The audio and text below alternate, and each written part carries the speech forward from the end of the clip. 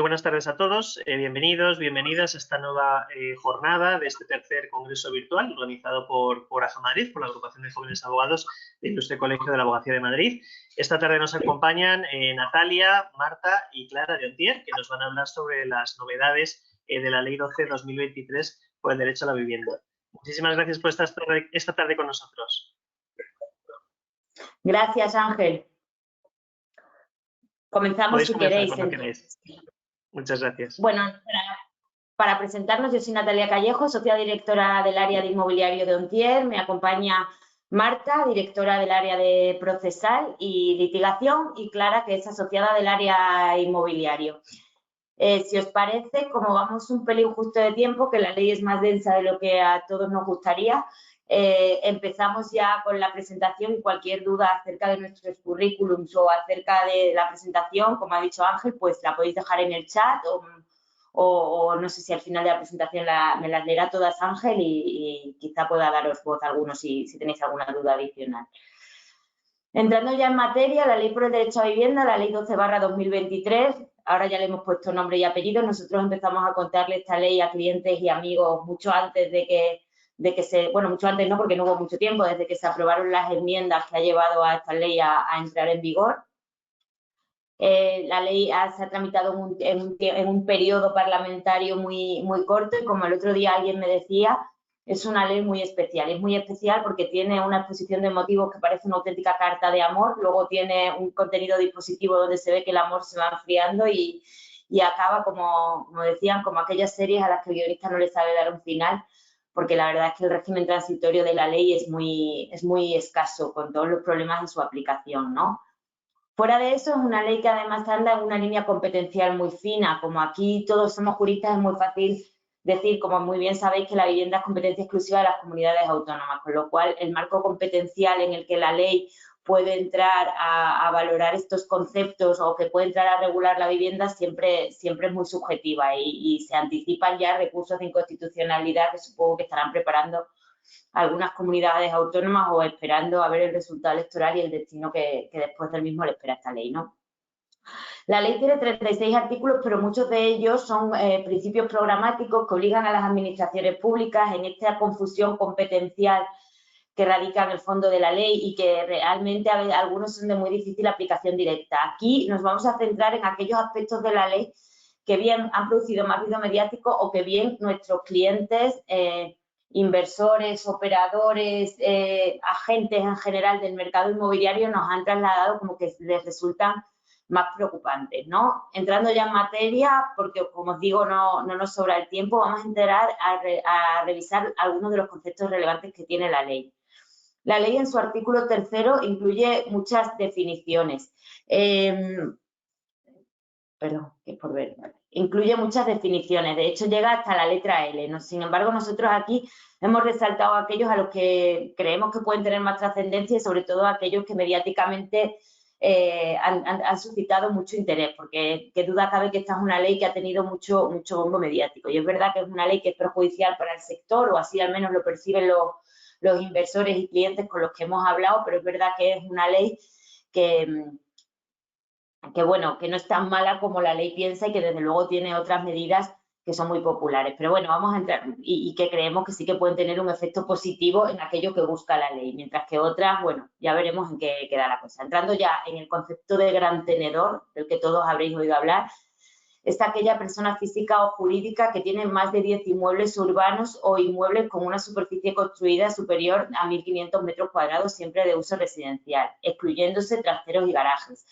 Esta distinción es probablemente pues, por aquellos grandes edificios que no están divididos horizontalmente, bueno, pues que no se puedan escapar del concepto de gran tenedor por el mero hecho de que no exista división horizontalidad y que saluda a los inmuebles que tienen más de 1.500 metros cuadrados.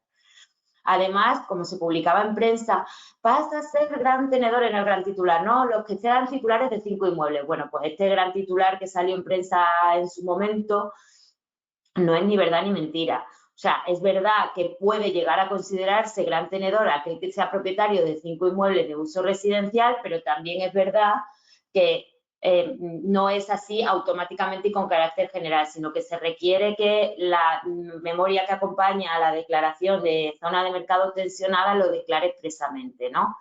Y esto nos lleva a otro concepto de los relevantes incluidos en la ley y muy publicitados, que es la zona de mercado tensionada.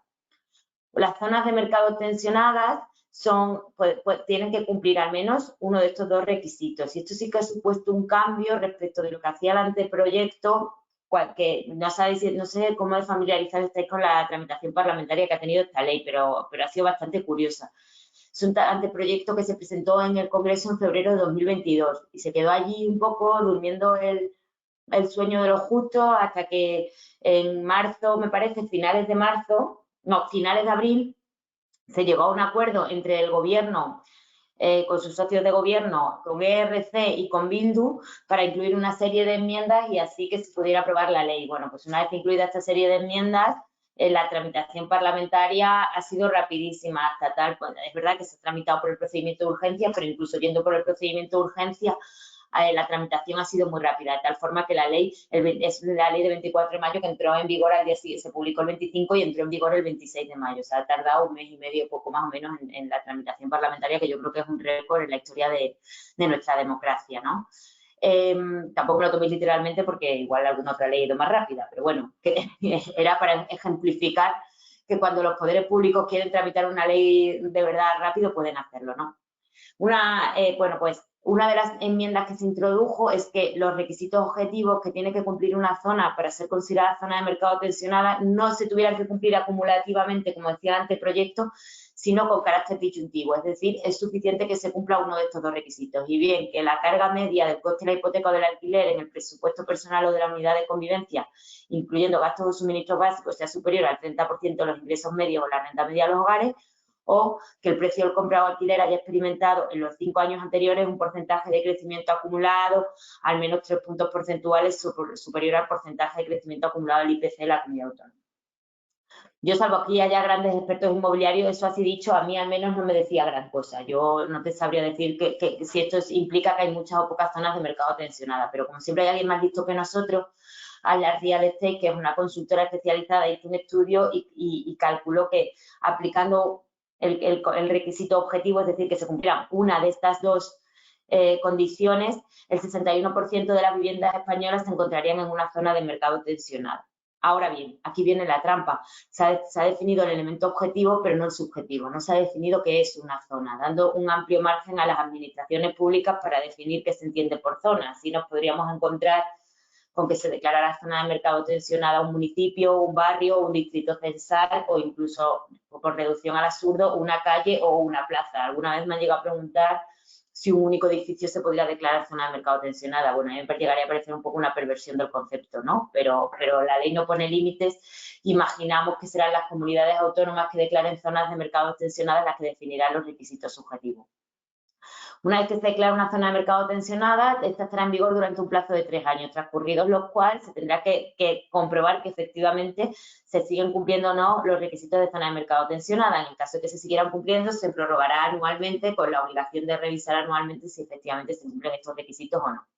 Y finalmente, la administración pública que tiene la competencia para declarar una zona de mercado tensionada son las comunidades autónomas. Ojo, es potestativa. Lo que dice la ley es que las administraciones competentes podrán declarar una zona de mercado tensionada. Esto ya ha hecho que en realidad la aplicación de la ley haya quedado muy limitada, porque todas aquellas zonas que después de las elecciones del 27 de abril fueron gobernadas por el PP, ya se han dicho que no van a aplicar estas normas. Incluso algunas de las comunidades autónomas gobernadas por el PSOE, como Castilla-La Mancha, son muy reticentes a la declaración de zonas de mercado tensionadas, ¿no? Básicamente, por lo que nos viene trasladando el mercado, se va a entender por zona de mercado tensionada Cataluña, con el mapa electoral que tenemos a día de hoy. En cuanto al Ministerio de Transporte, Movilidad y Agenda Urbana, esa llamada de atención viene porque la ley tiene una previsión que dirá las normas que contenidas en esta ley solo serán de aplicación cuando el Ministerio de Transporte, Movilidad y Agenda Urbana publique un informe, apruebe una resolución publicando las zonas de mercado tensionadas declaradas por las comunidades autónomas. Y esta previsión, que está ahí escondida en el artículo 18, nos parece muy relevante. Primero, vosotros como abogados seguro que lo tenéis clarísimo. ¿Qué significa aprobará? O sea, va a limitarse a revisar si se cumplen requisitos formales, va a entrar en requisitos objetivos, va a limitarse a publicar lo que llegue de las comunidades autónomas. Ese es el primer problema que vemos. Y el segundo es ¿Desde cuándo cuenta, por ejemplo, el plazo de 3 años? Desde que se declare por las comunidades autónomas, desde que se apruebe la disposición del Ministerio, en fin. Creemos que esto que está ahí escondido en la ley sí que puede dar problemas competenciales, sobre todo en el momento que ocurra, si esto ocurre, que el signo político del Ministerio y el de la comunidad autónoma en cuestión sean distintos, ¿no? Hay otros conceptos a tener en cuenta, como el concepto de vivienda social, y es que se define como vivienda social no solo lo que tradicionalmente se venía conociendo como vivienda social, sino aquella vivienda cuyo suelo sea de titularidad pública sobre el que se haya constituido un derecho de superficie, concesión administrativa o negocio jurídico equivalente. Esto que es una fórmula de colaboración público-privada que ahora mismo están poniendo en marcha todas las comunidades autónomas, por ejemplo Madrid a través del Plan Vive o el Ayuntamiento de Madrid, el Ayuntamiento de Barcelona, hace que estas viviendas, que no sé si sabéis cómo funciona, esto funciona porque la comunidad autónoma te cede, digamos, a través de una concesión administrativa a un promotor, le cede gratuitamente el uso del suelo durante un periodo determinado, normalmente entre 50 y 75 años, para que construya un edificio y una vez construido lo pueda explotar y a la finalización del plazo de concesión el edificio ya construido revierte en la administración pública. Las condiciones de la explotación las determina la comunidad autónoma o el ayuntamiento, vamos, el organismo concedente que establece precios máximos mínimos, condiciones de actualización, etcétera, etcétera, ¿no? Bueno, este es un mecanismo que la verdad ha sido muy buen acogido por el sector y que tiene todo el sentido porque permite al Estado construir vivienda o a las administraciones, vaya, construir vivienda sin gastarse un euro porque lo hacen las administraciones, los promotores privados. Y a los promotores privados les sale rentable porque el suelo les cuesta gratis. Pero lo que hace esta ley es calificar estas viviendas como vivienda social, que desde luego no es el concepto que manejaba el mercado de estas viviendas. En vez de llamarlas viviendas asequibles incentivadas, que era como se venía conociendo, ¿no? Y de ahí que hayamos querido resaltar los dos conceptos. Además, también hemos querido resaltar el concepto de residencia habitual, porque en esta ley este concepto se desliga absolutamente del número de días de permanencia en la vivienda, simplemente se define como aquella que constituye su domicilio permanente y que se puede acreditar, entre otros medios, por el padrón municipal. Básicamente, tu residencia habitual es aquella en la que te estés empadronado, ¿no? Bueno, estos conceptos es verdad que la propia ley dice que son a los efectos de esta ley, pero pensáis vosotros que una vez que un concepto entra en una ley tiene capacidad para extenderse a todo el ordenamiento jurídico, ya que habrá nuevas leyes que se remitan a la definición dada en la Ley por el Derecho a la Vivienda o que incluso no incluyan una definición ex professo de ese concepto, haya que acudir a qué definición se le da en otras normas y lleguemos a la Ley por el Derecho a la Vivienda donde este concepto pues no es exactamente el que venía manejando el mercado y en el caso de residencia habitual no es el que se venía manejando por otras normas como por ejemplo las de índole fiscal, ¿no? Dejando un poco de lado los grandes conceptos, vamos a entrar en las modificaciones que directamente ha incluido la ley.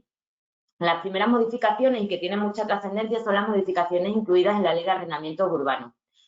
Se modifican únicamente 4 artículos de la Ley de Arrendamientos Urbanos, que son el 10, el 17, el 18 y el 20. Y diréis, bueno, tanto follón para 4 artículos. Bueno, pues el problema es que los 4 artículos son la duración, la renta, los gastos y la actualización de la renta. ¿Qué es eso? Todo el contenido económico del derecho de arrendamiento. De ahí que el sector inmobiliario se haya puesto muy en guardia, porque como ahora os contaré y os trasladaré alguna...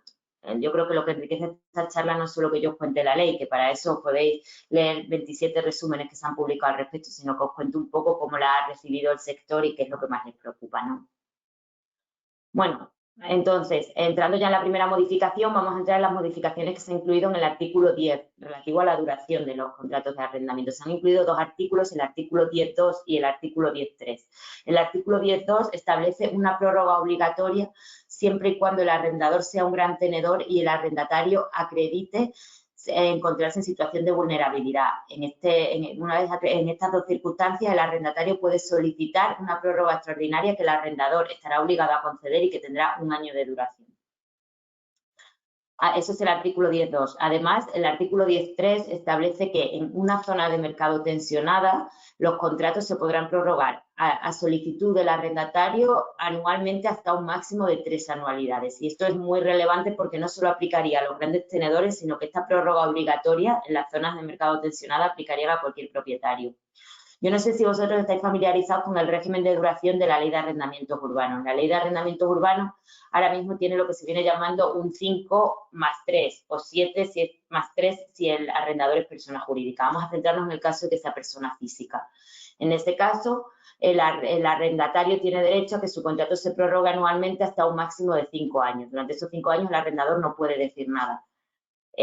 Al finalizar el periodo de 5 años, si ninguna de las partes denuncia el contrato, este se prorroga obligatoriamente para el arrendador de nuevo hasta 3 años. Lo que os vengo diciendo, para el arrendador es 5 más 3, ¿no? 5 una ventana de salida y 3, y no puede hacer nada. Bueno, pues con esta prórroga en zona de mercado tensionada, los arrendadores podrían entrar en un sistema obligatorio para ellos de 8 más 3 o 5 más 6, en función de en qué momento de la vida del contrato el arrendatario ejercite este derecho a la prórroga obligatoria, ¿no? Esta prórroga únicamente solo aplicará mientras la zona continúe siendo de mercado tensionado. Otras limitaciones se establecen en cuanto a la renta.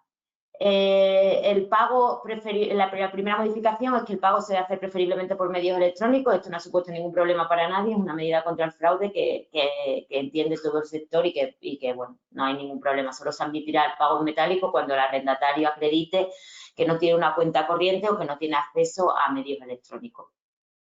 Pero las limitaciones que sí que han tenido mucho impacto en el mercado inmobiliario, y ahora os diré por qué, son las que se han limitado a las que limitan la cuantía de la renta. Y estas solo, y esto es muy importante, solo aplican en zonas de mercado tensionada. Es decir, que aunque la ley de arrendamientos urbanos y su modificación ya ha entrado en vigor, estas dos limitaciones no serán aplicables en tanto las comunidades autónomas no declaren la zona de mercado tensionada y yendo incluso más allá hasta que el Ministerio no apruebe la resolución declarando la zona de mercado tensionada.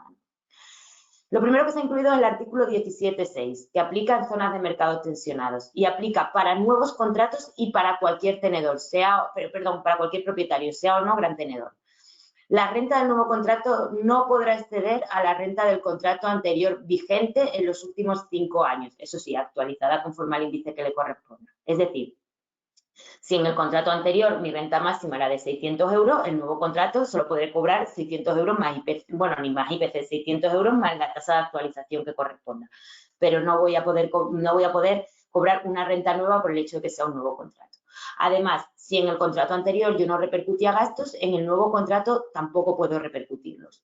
Solo se permite un incremento extraordinario de hasta un 10% del valor de la renta respecto al contrato anterior cuando se den una serie de supuestos. Si es una rehabilitación, pero es una rehabilitación del concepto del IRPF, que es una rehabilitación integral en los 2 últimos años, una rehabilitación que dé lugar a un ahorro de la energía primaria no renovable hasta el 30%, una rehabilitación que acredite una mejora de la accesibilidad o cuando el contrato nuevo que firme tenga una duración inicial de más de 10 años o un sistema de prórrogas que impida cualquier ventana de salida del arrendador hasta que transcurran 10 años, ¿no?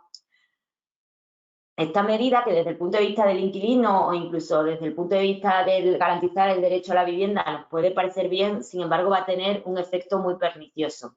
Y os voy a decir cuál es. O sea, y os lo voy a decir con un ejemplo muy tonto que enseguida vais a entender. Yo tengo una casa en Badajoz que alquilo por 250 euros al mes a un pobre señor que lleva viviendo en ella 15 años. Y el pobre señor apenas me puede pagar la renta y me da mucha pena. Entonces le sigo cobrando los 250 euros al mes, pobre hombre. Bueno, ¿qué me pasa ahora?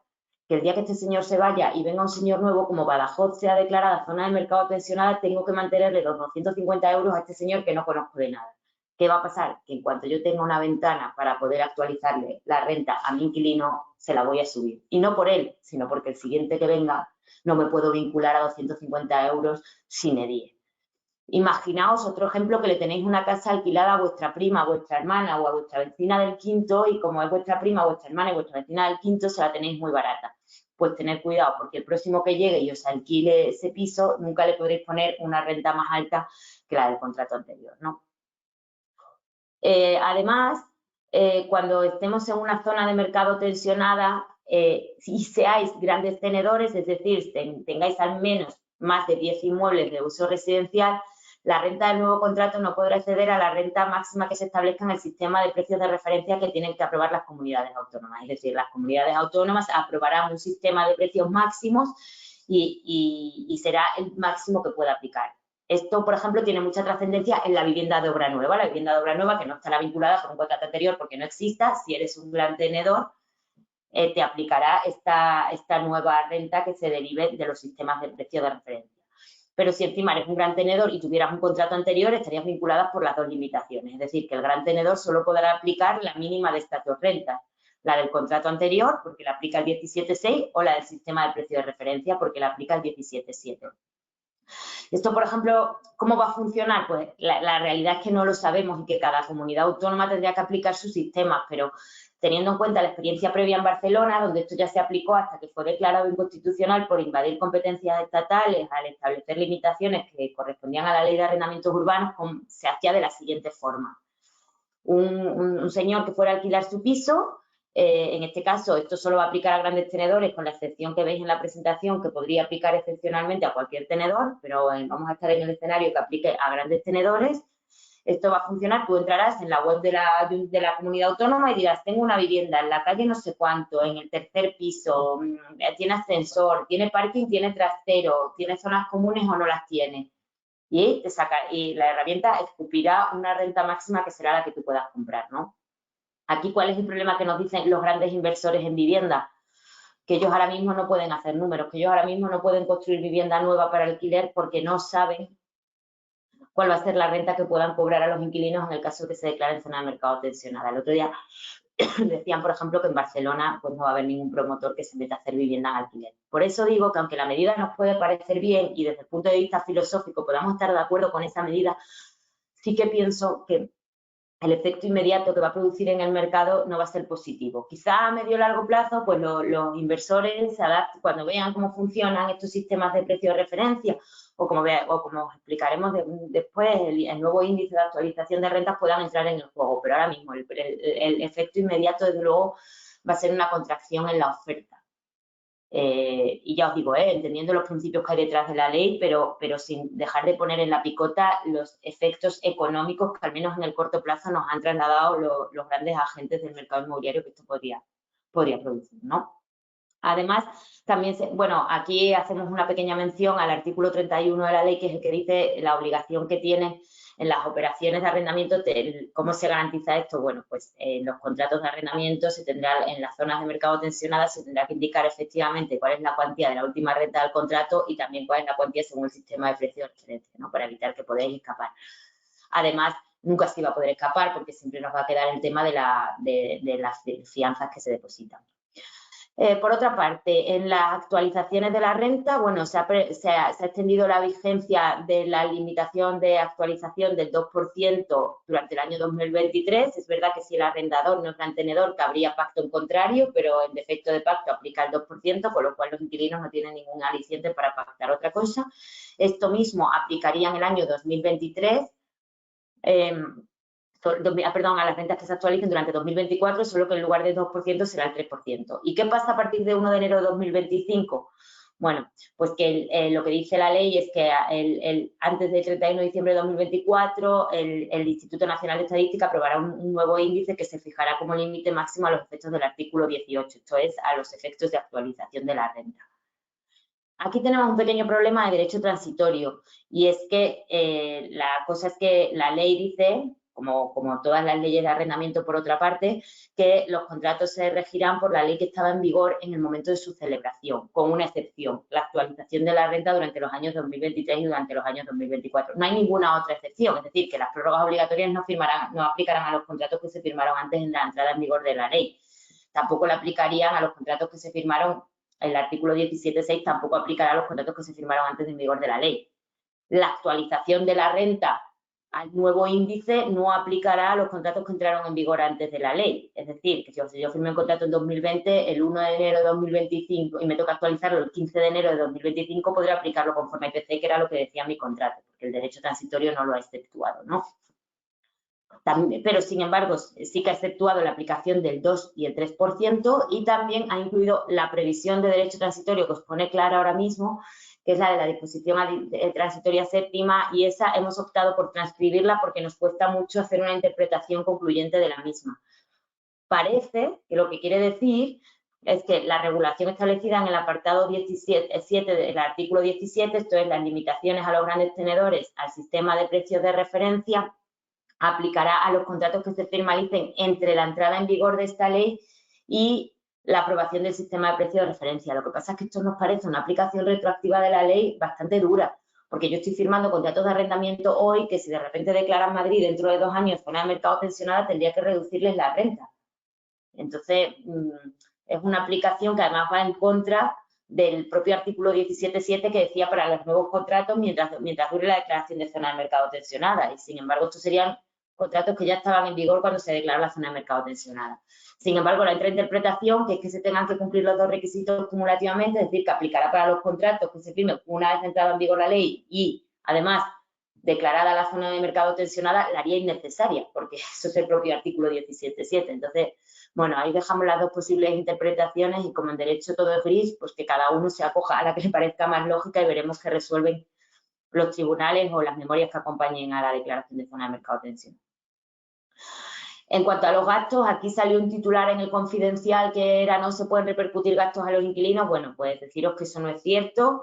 Se pueden seguir repercutiendo todos los gastos de inmobiliaria y formalización. Perdón, se pueden seguir repercutiendo todos los gastos que se venían repercutiendo, IBI, tributos, gastos de comunidad, por supuesto, suministros, etcétera. Lo único que no se puede repercutir son los gastos de gestión inmobiliaria y formalización del contrato, lo que vienen siendo los gastos de agencia. Esos los tiene que soportar en todo caso el arrendador, salvo que sea el inquilino el que haya ido a una agencia y le haya dicho búscame un piso y el inquilino le haya buscado un piso. Ahí sí, porque eres tú el que has contratado el servicio. Pero cuando el que ha contratado el servicio es el arrendador, no se te pueden repercutir los gastos de agencia, ¿no? Esto, por ejemplo, a las personas jurídicas no les aplica tanto porque ya desde 2019 no podían repercutir estos gastos de gestión inmobiliaria y formalización del contrato. Además, lo cuentas tú y yo. Bueno. La ley de vivienda también ha modificado la ley reguladora de las haciendas locales para imponer recargos en el IBI en los inmuebles residenciales con independencia de que se ubiquen o no en zona de mercado tensionado que estén desocupados. Entonces dice que los ayuntamientos podrán establecer un recargo en la cuota líquida del IBI en los siguientes términos: un 50% a aquellos que estén desocupados de forma continuada y sin causa justificada durante 2 años, o del 100% a los que estén desocupados de forma continuada y sin causa justificada durante 3 años. Y la ley permite escapar con las causas justificadas, que se consideran, entre otras, ofrecer los inmuebles en venta a condiciones de mercado durante máximo de 1 año o en alquiler también a condiciones de mercado durante máximo de 6 meses. Y además estos recargos se pueden incrementar en 50 puntos porcentuales, si el propietario es titular de 2 o más inmuebles. Aquí lo único precisar que es un recargo que los ayuntamientos podrán establecer, es decir, que directamente no es aplicable, sino que lo tendrán que establecer los ayuntamientos vía recibo del IBI. Aquí nuestra impresión es que con independencia del color político que tengan los ayuntamientos les puede más su afán recaudatorio y probablemente lo apliquen igualmente. Y ahora os dejo con Marta, que os va a contar las medidas en relación a desahucios que establece esta ley, que es muy novedosa por otra parte, ¿no? Sí, aquí, bueno, lo que hemos llamado modificación de la ley, que en realidad son los aspectos procesales que derivan de la aprobación de la ley por el derecho a la vivienda. Antes de entrar en lo que sería la modificación de la ley de enjuiciamiento civil propiamente dicha, sí que me gustaría hacer referencia a lo que es una norma de derecho transitorio que afecta a aquellos procedimientos de desahucio y lanzamientos que se encontrasen suspendidos como consecuencia de las medidas excepcionales que se aprobaron con motivo de la pandemia, concretamente en el Real Decreto Ley 11/2020, y que, bueno, se han ido prorrogando desde entonces y que afectaban fundamentalmente a aquellos inmuebles que se destinaran a vivienda habitual en situación en las que el ocupante estuviera en situación de vulnerabilidad y no tuviera alternativa habitacional. Ahí, desde el año 2020 hasta ahora, hasta el momento en que se aprobó la ley por el derecho a la vivienda, se había ido prorrogando de tal manera que la situación era que el 30 de junio de 2023 se alzaría de manera automática la suspensión de todos estos procedimientos que se encontraran suspendidos. Y la novedad que establece ahora la ley por el derecho a la vivienda es que cuando la parte arrendadora sea un gran tenedor, solamente se reanudará el procedimiento cuando se solicite expresamente por la parte demandante y además acredite que previamente se ha tratado de someter a un procedimiento de conciliación e intermediación que establecerán las administraciones competentes, ¿no? aquí, y sois los primeros a los que os contamos esta novedad, justamente hoy se ha publicado en el BOE que el Gobierno ha prorrogado la suspensión de estos procedimientos hasta el día 31 de diciembre de 2023. Con lo cual, eso que iba a entrar en vigor inmediatamente, pues parece que se para, pero para todos, ¿no? Con lo cual, pues de momento se gana o se pierde algo de tiempo, según la posición en la que estén las partes en estos procedimientos que se encuentran suspendidos. Y pasando ya propiamente dicho a lo que sería modificación de la Ley de Enjuiciamiento Civil y refiriéndonos a aquellos procedimientos de desahucio y aquellas acciones para recuperar la posesión de los inmuebles, una de las principales novedades que ha establecido la Ley por el Derecho a la Vivienda es que se establecen nuevos requisitos para la admisión a trámite de este tipo de demandas. Entonces, ahora la parte actora, cuando vaya a iniciar un procedimiento de este tipo, debe incluir en la demanda la siguiente información. Se debe especificar si el inmueble constituye vivienda habitual o no de la persona ocupante. Se debe indicar igualmente si la parte demandante es gran tenedor o no. Cuando sea el caso y la parte demandante sea gran tenedor, adicionalmente habrá que acreditar si la parte demandada se encuentra en situación de vulnerabilidad económica y, en caso afirmativo, realmente que ha tratado de participar en esos procedimientos de conciliación o intermediación que establezcan al efecto las administraciones competentes en materia de vivienda y asuntos sociales. Esto es bastante relevante porque, si os fijáis, supone una inversión de la carga de la prueba. Ahora mismo se está exigiendo a la parte demandante que acredite una situación que afecta directamente a la parte demandada, como es la vulnerabilidad económica. Hasta este momento, digamos que la parte demandada, por ejemplo, si quería instar la suspensión, era quien tenía que acreditar que concurrían esos supuestos de vulnerabilidad. Ahora es al revés. Entonces, la ley da alguna salida, ¿no? Consciente de la dificultad que ello puede suponer para la parte demandante, y establece cómo se puede hacer. Por un lado, se podría acreditar mediante un certificado que emitan las administraciones competentes en materia de vivienda y servicios sociales, indicando que efectivamente la persona demandada está en situación de vulnerabilidad económica. Pero puede ocurrir que ese certificado no se consiga. Entonces, la parte demandante lo que puede hacer es presentar una declaración unilateral indicando que ha acudido a la administración para solicitar esa información con al menos 5 meses dentro de los 5 meses previos a la presentación de la demanda, y que no ha obtenido respuesta en los 2 meses siguientes, y aportando igualmente la justificación de haber cursado esa solicitud. O si no, también lo puede acreditar con un certificado en el que la administración indique que la parte afectada por esa información no permite, digamos, compartir esa información con otros interesados, con lo cual pues sería un certificado negativo. Y para el caso del procedimiento para acreditar que se ha tratado de participar en el procedimiento de conciliación e intermediación, pues la ley permite igualmente la vía de la declaración, o bien el certificado acreditando que efectivamente las partes han participado en ese procedimiento y cuál es el resultado, o si no, con una declaración de la parte demandante en la que igualmente indique que dentro de los 5 meses previos a la presentación de la demanda ha tratado de participar en esos procedimientos y que no ha recibido respuesta a su solicitud, y justificando igualmente la presentación de la solicitud. Entonces, esto es muy relevante porque son requisitos para admisión a trámite de este tipo de demandas.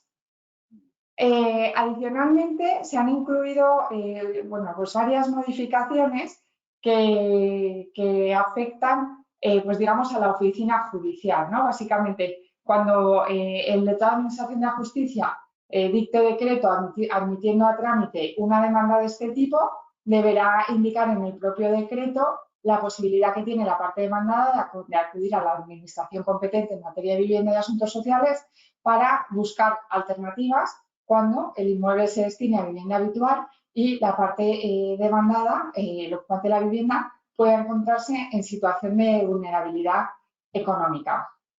Además, el letrado de Administración de la Justicia tiene que informar de oficio a estas administraciones cuando verifique que efectivamente esas demandas afectan a un inmueble destinado a vivienda habitual y especialmente cuando además la parte demandante hubiera acreditado que la persona ocupante se encuentra en situación de vulnerabilidad económica, ¿no? Entonces, ahí se requiere a la Administración para que o bien verifique si hay o no hay vulnerabilidad económica o bien, en caso de que la haya, proponga alternativas pues, de subvenciones y demás.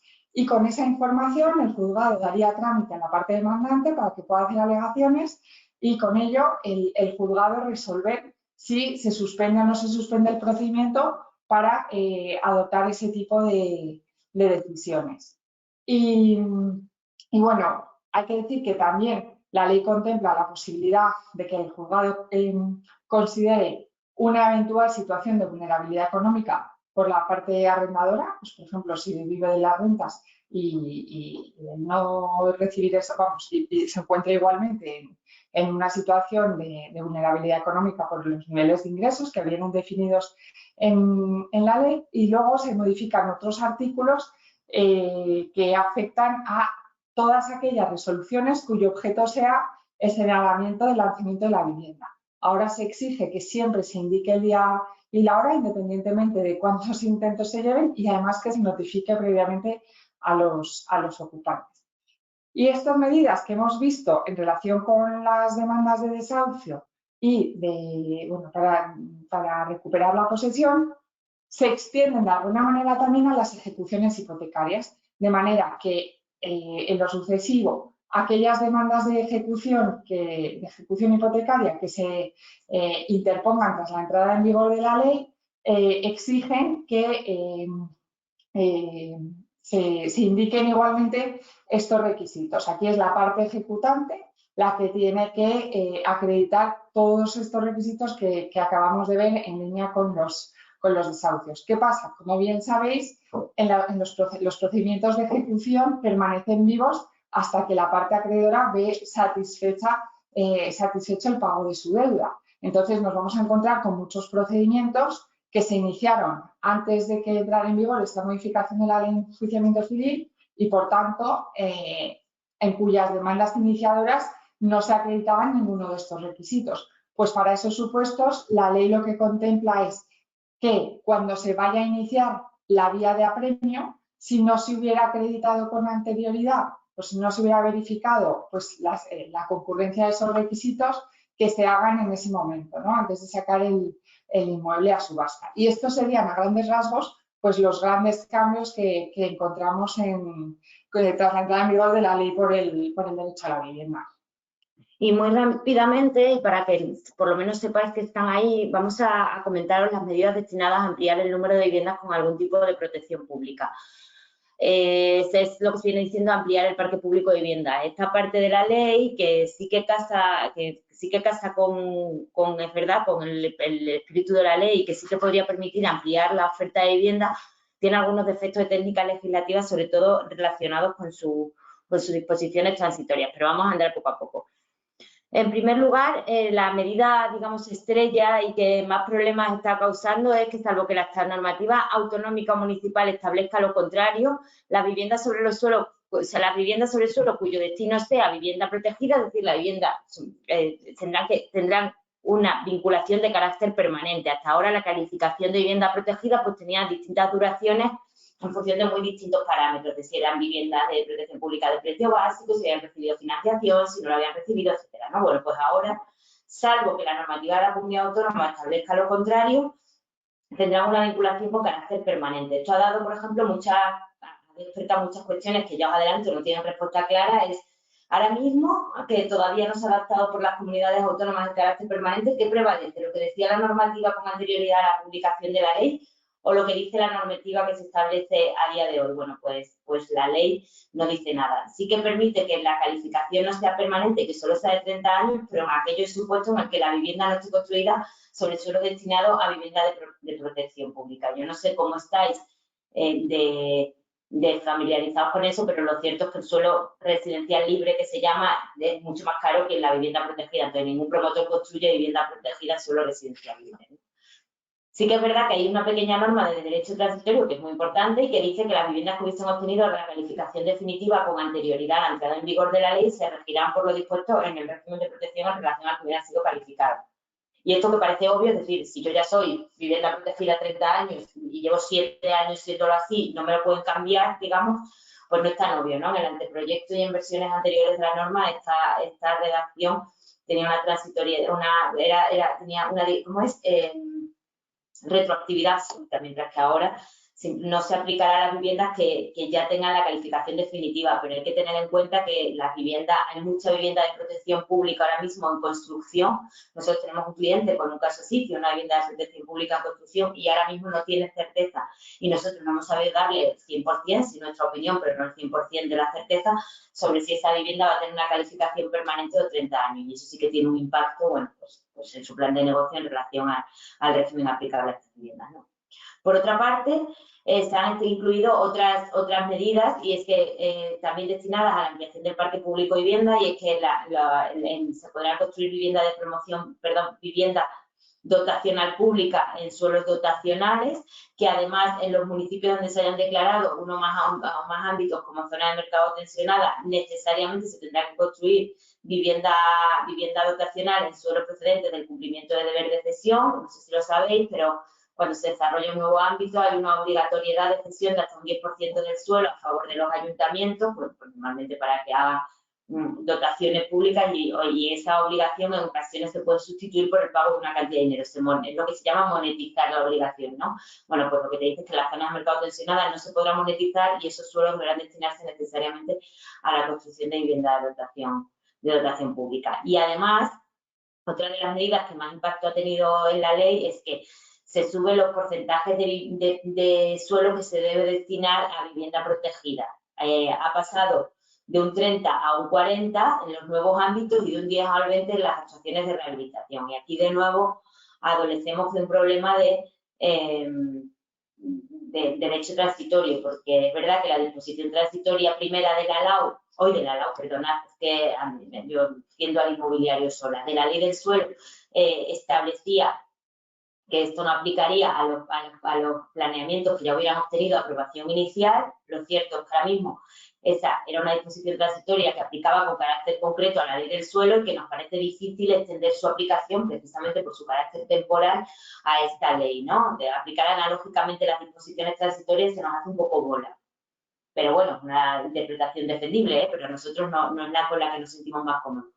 ¿Cuál es el problema? Que hay instrumentos de planeamiento que han obtenido la aprobación inicial, que están ahora mismo supuestos en trámite de información pública y que, sin embargo, parece que van a tener que retrotraerse al momento inicial porque van a tener que subir los porcentajes de de cesión a vivienda a suelos que deben destinarse a vivienda de protección pública. No es cesión, es reserva, perdonad. Además de este porcentaje de reserva, lo que dice la ley por el derecho a la vivienda es que las comunidades autónomas deberán establecer la obligación de que un 50% de ese suelo reservado, es decir, imaginar un 50% del 40%, un 20% debe destinarse a vivienda protegida en régimen de alquiler. Aquí sí que me gustaría llamar la atención porque así como la obligatoriedad de subir los porcentajes del 30 al 40 y del 10 al 20 se ha hecho en una ley del suelo de carácter estatal, es una ley que es directamente aplicable porque es una ley del suelo vigente. Sin embargo, esta obligación de reservar el 50% de la reserva, valga la redundancia, a vivienda protegida en alquiler, no se ha establecido como una obligación directamente aplicable, sino que se ha dicho que las comunidades autónomas establecerán. Lo podía haber hecho como parte de la ley del suelo y no lo ha hecho, probablemente por temas competenciales, ¿no? Y bueno, esto es básicamente todas las medidas que se han adoptado en esta ley y que ya os digo es una ley que el sector ha recibido con bastante reticencia, ¿no? Por los problemas que creemos que va a provocar en la oferta y sobre todo porque les impide rellenar el Excel. Y nosotros que trabajamos mucho con inversores, los inversores que no saben rellenar el Excel no hacen inversiones, ¿no? Entendiendo perfectamente lo que hay detrás de la ley y entendiendo perfectamente la necesidad de proteger y facilitar el acceso a la vivienda, creemos que sí que es verdad que esta ley va a producir algunos efectos económicos que al menos en el corto plazo van a ir en contra del objetivo que persigue, que por otro lado es muy loable y muy comprensible en el problema de vivienda que tenemos, pero no sabemos si el instrumento ha sido el más más adecuado. Y sin más, y creo que cumpliendo, yo es que oposité a notarías y aunque suspendí, los tiempos los cumplo, no fue por eso, por lo que suspendí. Así que abrimos el plazo de preguntas, que como hemos ido muy rápido, seguro que tenéis. Muchas gracias a las tres por la exposición. Ha quedado todo muy claro. Os comento un par de preguntas que, como os indicaba, habían llegado por correo electrónico y, bueno, pues justamente yo creo que se han comentado durante la exposición. La compañera Susana estaba un poco aterrorizada con el tema de la imposibilidad de repercutir gastos al arrendatario. Hablaba un poco sobre el tema de si los ayuntamientos aprobaban unas tasas que deban repercutirse sobre el inquilino y demás. Entonces, bueno, pues eso te he entendido, Natalia, que al final... yo creo que era más por lo que ha podido ver ella en prensa, que al final no hay ningún problema con esto, ¿no? No, efectivamente, es que el día siguiente de que se publicaron, el día siguiente de la rueda de prensa conjunta de RC y Bildu para anunciar las enmiendas, salió un titular en el Confidencial que decía: no se pueden repercutir gastos a los inquilinos. Bueno, pues el propio Confidencial, 2 o 3 días más tarde, tuvo que sacar, cuando consiguió el texto, tuvo que rectificar, porque efectivamente sí se pueden seguir repercutiendo gastos a los inquilinos, con la limitación, por un lado, de los gastos de agencia, y por otro lado, bueno, en zonas de mercado tensionadas, si en el contrato anterior no nos repercutía, pues en el nuevo tampoco podríamos hacer. Perfecto. Sobre la cuestión también que has comentado antes, Marta, tenemos un compañero Emilio que debe ser que se desayuna con el BOE y preguntaba precisamente con la prórroga de la suspensión de los procedimientos hasta el 31 de diciembre de 2023 que has comentado anteriormente. Nada, pues por si quieres hacer alguna aclaración al respecto o alguna cuestión. Bueno, ahí, por si no ha quedado claro, básicamente es que cuando se publicó la Ley por el Derecho a la Vivienda, el escenario que teníamos es que se alzaría la suspensión con carácter automática de aquellos procedimientos que se encontraran de desahucio o lanzamientos que se encontraran suspendidos por afectar a viviendas en hogares vulnerables sin alternativa habitacional, pues la situación es que se alzaría la suspensión de manera automática el 30 de junio de 2023. Y en cambio se establecía una norma particular para aquellos procedimientos en los que la parte demandante fuera gran tenedor, que en ese caso ya no se alzaría la suspensión de manera automática y además se le exigía tener que participar previamente en un procedimiento de conciliación e intermediación que establecerán al efecto las administraciones competentes. Nosotros nos preguntábamos qué van a hacer los grandes tenedores cuando llegue el 30 de junio de 2023, porque lo cierto es que esos procedimientos a día de hoy ni siquiera habían sido definidos, ¿no?, por esas administraciones competentes. Ahora, pues, digamos que la situación ha cambiado para todos, es decir, para todos aquellos procedimientos que se encontraran suspendidos por este motivo, porque la realidad es que ya no se va a producir esa suspensión de manera automática el 30 de junio de 2023, sino que se pospone hasta el 31 de diciembre de 2023.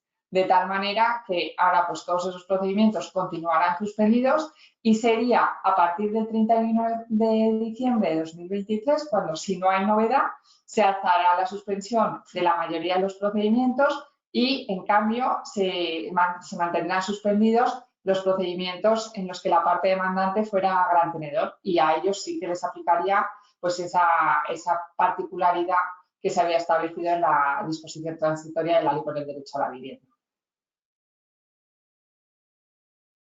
Perfecto, pues muchas gracias. Hay otra última pregunta que es de Elena Ramos, que pregunta si los requisitos de admisibilidad de las demandas de desahucio también son aplicables aunque el inmueble que se quiere desocupar sea un local comercial, es decir, alguno que sea de uso no residencial. No. Vale, Aquí pues no hay más. Sí. Únicamente apuntaros que efectivamente una de las vías de escape de la ley es pues los arrendamientos de temporada o pues la gente que alquila, digamos, lofts o este tipo de soluciones habitacionales que desde el punto de vista urbanístico no cumplen todos los requisitos para destinarlo a viviendas, porque a estas no les resultaría aplicable. En este sentido, decir que la ley no regula nada, pero sí anuncia una regulación. Dice que en los próximos 6 meses se creará un grupo de trabajo destinado a revisar los arrendamientos de uso distinto de vivienda y en particular los arrendamientos de temporada en viviendas de uso residencial. Pero bueno, todavía no regula nada, amenazan con regularlo. Perfecto, pues no hay más preguntas. Natalia, Marta, Clara, muchísimas gracias por vuestra colaboración y por darnos este hueco para hacer esta formación. Nada, nos alegramos que os haya gustado. En la presentación tenéis nuestros datos de contacto y cualquier cosa ya sabéis dónde estamos. Muchas gracias. Gracias. Hasta luego.